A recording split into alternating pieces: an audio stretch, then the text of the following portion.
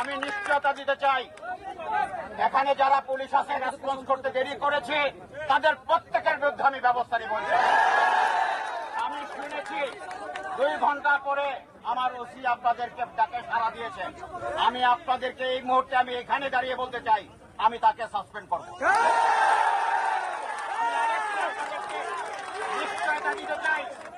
আমি নিশ্চয়তা দিতে চাই, যারা এই ফেসিবাদের সাথে আঘাত করবে তাদেরকে পুলিশের চাকরিতে করতে দেওয়া যাবে না, চাকরি করবে না।